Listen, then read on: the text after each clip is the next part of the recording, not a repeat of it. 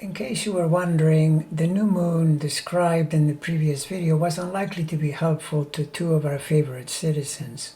The first, our much aggrieved ex-generalissimo, spent it whining in regard to the 2020 election, about which he keeps going into his malignant imaginarium to claim he was gypped, even though the place where actual reality occurs replies, no, you lost, and by quite a bit too. But aside from that, he was also casting vicious aspersions toward his Republican enemies. He called Mitch McConnell an SOB, which in truth he might be, but since the Donald is clearly the king and emperor of all SOBs, it's an insult that seems, let us say, a bit rich.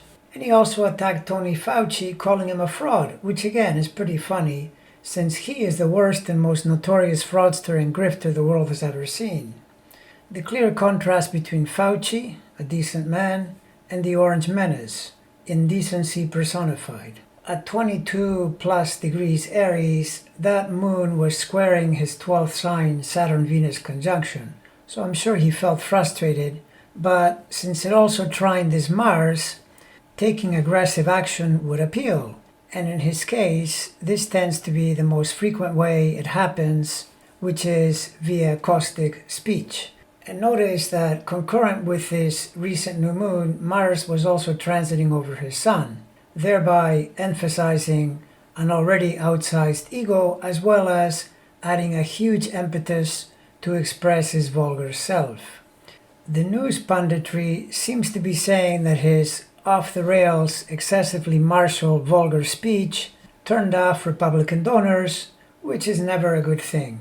Now, I know many are waiting to see this guy crash and burn, but just realize that aside from a debacle of monumental proportions being around the corner literally any moment, with the kind of astrological landscape he's navigating, it's also possible we may be witnessing a death by 1,000 cuts, a slow diminishment of his power to influence, a bit like a frog in water that is slowly getting hotter, and the failure to realize that he's going to get cooked.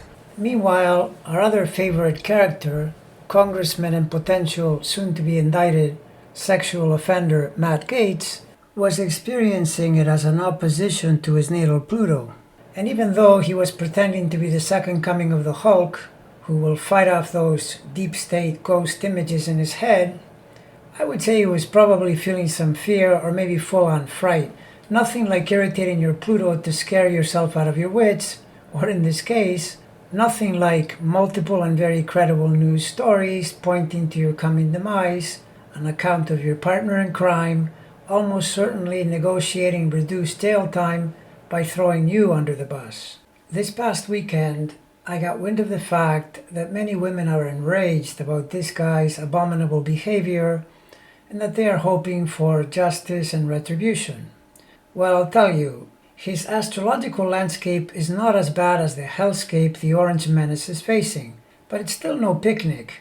And as I said in a video a while back, given the nature of the charges and the obvious correlation to the signs involved, this guy is pretty much dead in the water.